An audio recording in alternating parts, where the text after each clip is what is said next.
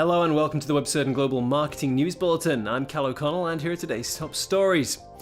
Amazon is to launch in Southeast Asia. Tencent has signed a deal to encourage user-generated content in Thailand, and new research demonstrates the need for a fine balance in influencer marketing.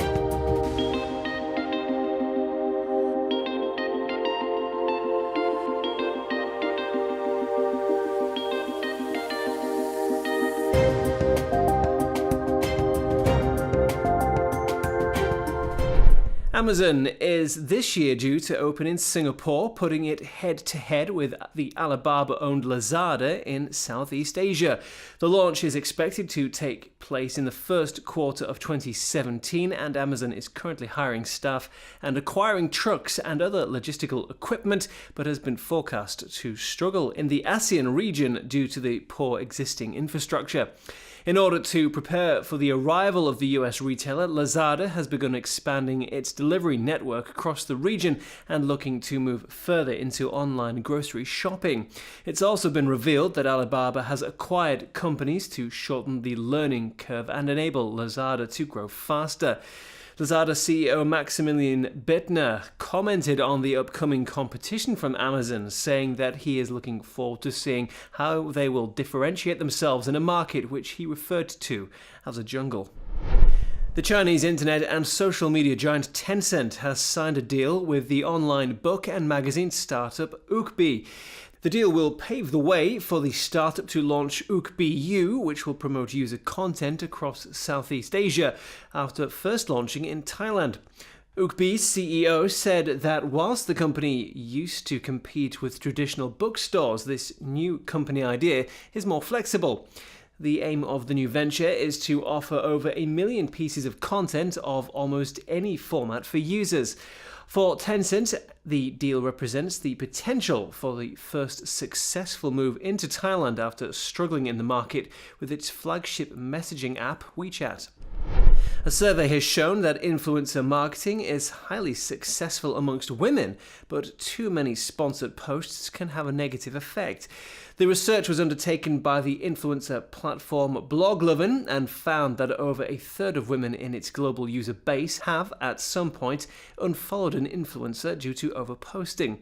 It was also found that 2/3 of women felt that a sponsored post which didn't appear to be genuine would discourage them from engaging with it.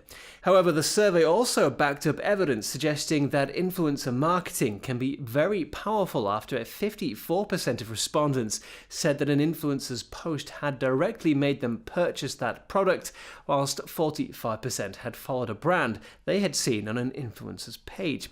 A second study also looked at which were the most effective social media platforms for female internet users to engage with influencer posts. This found that 57% of respondents on Facebook engaged with sponsored posts, followed by Instagram and Pinterest. Search giant Baidu and the fast food restaurant KFC have signed a deal to invest in so-called smart restaurants. The two companies will work together to create a system that can recommend food orders based on customer information.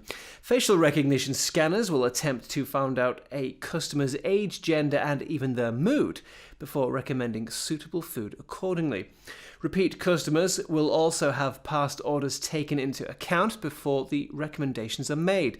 The first new examples will launch in Beijing to begin with, where restaurants already offer augmented reality games.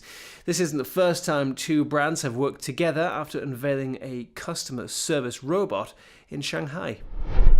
And finally, print ads have been shown to be considered a more trustworthy source of information than online content. A survey by the GPRA in Germany found that whilst 54% of people trusted print information, only 51% said the same of online information from sources such as a company's website or social media page. However, both were less trusted than personal recommendations for sources of information, with 84% of respondents saying that they felt they could rely on it. This data from Germany shows the high potential of good print advertising and brand websites over user comments or online reporting such as blogs. That's all from me today. Thanks for joining us, and be sure to check out our Catch-Up TV service to access our full database of in-depth interviews with global digital marketing professionals, news, how-to videos, and more. I'll see you next time.